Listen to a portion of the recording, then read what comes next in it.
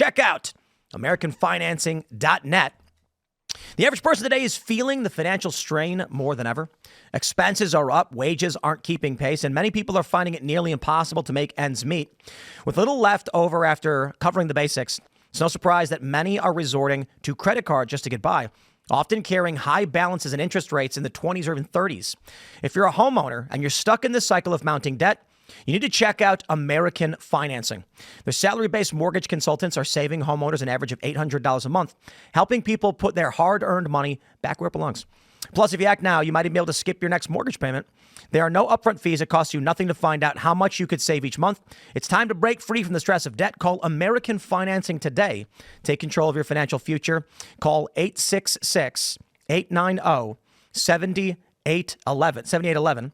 That's 866-890-7811, or visit AmericanFinancing.net/Tim. The beauty of this country is we have this open free market system, and we want, to have capitalism and everything thrive, but you don't think about, is there a place for regulation, right? And I think that that's really going to be the question right now over the next couple of years. I say yes. Regulate away. There are a lot of libertarians, anarchists, and I don't mean the far left weirdos. I mean, Michael Malice's position is the government shouldn't be regulating these things. It should be more of a free market. I completely disagree. I think if anything a government should do is be like, hey, that food you're eating is not food, and that company's telling you it is. So we're going to just say, hey, don't do that. I know it's not easy, and the fear is often you give the authority to the government, they'll abuse it. But what's the alternative? All of our food, almost all of it, I mean, even emulsifiers, right? Like Gelen gum and locust bean gum and these things. There are reports coming out saying that this is causing high rates of colon cancer because it's building up in the body. It's not being absorbed or digested, and it simulates creaminess. So, for instance, I used to drink this coconut milk, really good. I'm not gonna attack the company, but I decided to stop drinking it because it's got emulsifiers in it for no reason, none whatsoever. I don't need my coconut milk to be fake milk. Just give me the coconut juice, it's fine. But they put this stuff in it. Now, you go to the grocery store, a lot of the heavy cream you buy also has Gelen gum in it, an emulsifier to make it seem fattier. Just give me regular food. I don't understand why they're putting all this stuff in here. And it sells better when it hits certain, palate expectations. So now, most of our food is poisoned, and not even that. Good luck finding food not sealed in plastic. So it's going to have PCBs and other stuff leached into it. So, Tim, to kind of support where you're coming from, I think, and I think personally, I think this is a real challenge for MAHA. I think it's one of the most fundamental issues that MAHA is going to have to grapple with as it moves from populism to policy, to kind of long-term sustainable implementation, is how do we avoid the nanny state?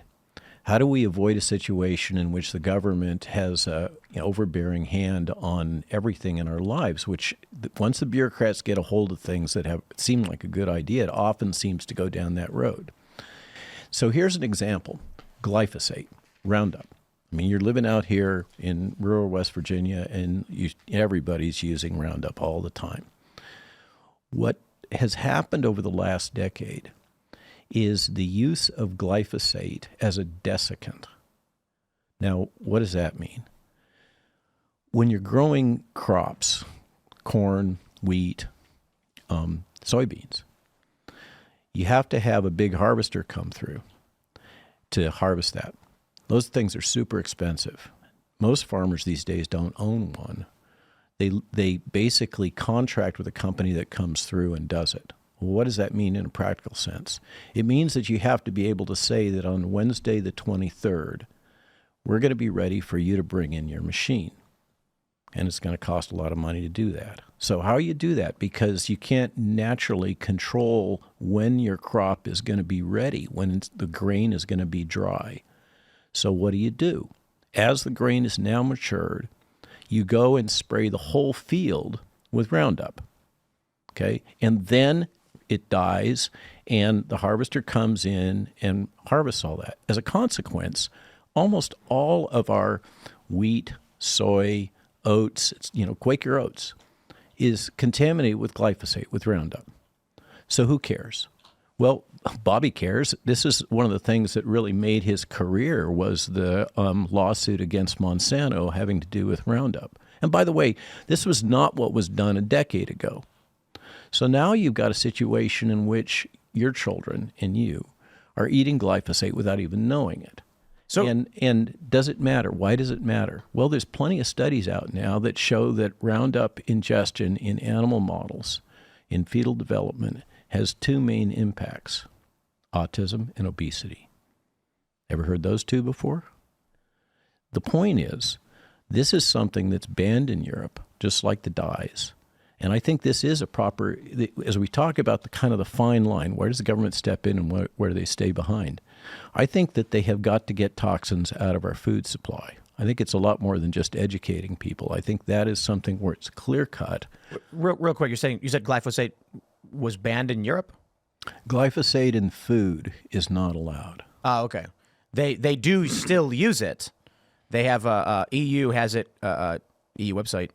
It's approved as an active substance until 2033 with certain conditions and restrictions. How do they prevent it from getting in the food, though, if they're putting it on crops? I mean, obviously in the United States, do they test the food to make sure it didn't contaminate it or something? I don't know the nuances of what's going on in Europe in terms of how they're maintaining their integrity of their food supply. But I know in the United States there is testing done, and it's demonstrating that we have high levels of glyphosate in virtually all of our soybean and grain crops. This is interesting. The website also, aside from saying they did approve it, mentions that the European Commission officially received the submissions of the fourth successful European Citizens Initiative by supporting the Stop Glyphosate European Citizens Initiative. Over 1 million citizens from at least 7 member states have called on the EU to propose member states a ban on glyphosate to reform the pesticide approval procedure and set EU-wide mandatory reduction targets for pesticide use. I guess my question then is, it's interesting. When I pull up the wiki, not like Wikipedia is the greatest source or anything like that, it just says it kills weeds. At some point, they decided instead of killing weeds that they would use it as a desiccant to prepare crops. Is that what happened? Absolutely. It seems strange. This is what I've heard from a lot of people, that basically it dries out the plants.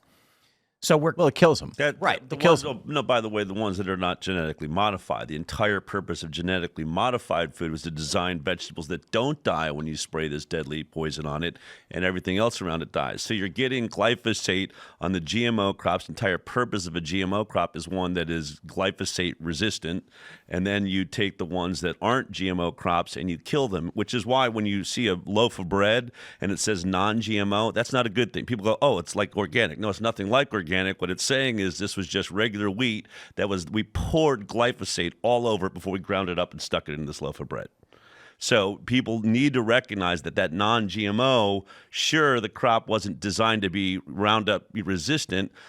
They didn't want it to be because they used it the last minute to dry the entire crop out. So you're getting it no matter what you do. But I think to the point also, the farmers are terrified of Robert Kennedy Jr., people wanting to look at glyphosate. It's going to infect their entire industry.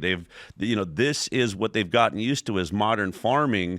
And now we've got to figure out how do we move them back into regenerative farming, organic farming? Do they want to retrain? I mean, all of those things. This is what they know as farming. They have, GMO seeds that are, ready for the glyphosate to be poured all over them. Or, I mean, the entire, Monsanto has made the entire farming system based around their product. And they've got all farmers, I would say, hooked on it. It's not their fault. It's just what modern farming was going to be until now we're waking up and say, wait a minute, it's killing us. Even the vegetables are bad for us. Well, so real quick, I guess I would call it the mainstream statement or view on glyphosate is that it is a misinformation campaign that glyphosate causes autism or cancers.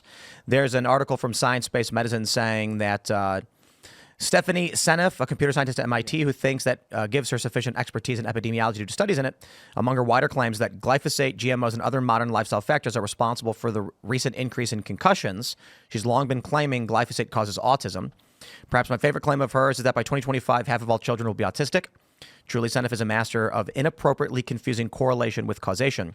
This is an op-ed. I find it interesting, but it is this is really strange. This is an opinion piece by David Gorski, but it is cited as a factual article by Wikipedia in the misinformation campaigns. It says, glyphosate has become a focus of campaigning and misinformation by anti-GMO activists because of its association with genetically modified glyphosate-resistant crops. U.S. politician R.F. Kennedy Jr. has incorporated glyphosate into his anti-vaccination rhetoric, falsely claiming that both glyphosate and vaccines may be contributing to the American obesity epidemic. I think I was going to say Stephanie Seneff also falsely claimed that it may have a role in autism. I'd like to find a better source than a couple of op-eds, but that's the only thing Wikipedia has cited. So this is why we write our Substack. So when we did our essay on glyphosate, we went to the primary literature. And we cited that primary literature and summarized it for people. So if you go under our Substack, you'll find the actual journal articles, and you can bypass all of this op-ed opinion from Wiki and the utilization of these terms like misinformation, which is just more part of the propaganda. Go to the basic science. Go to the peer-reviewed literature on the use of glyphosate and the testing that is being done on various animal models, because you're not going to feed glyphosate to children. Or to pregnant women intentionally. You do that with laboratory models.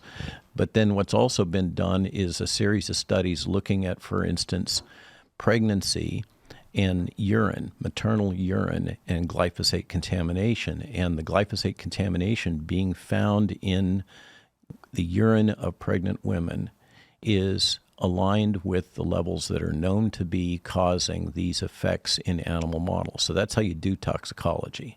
Thanks for watching this clip from the Culture War podcast. We're live every Friday, 10 a.m. to noon, so subscribe and come hang out.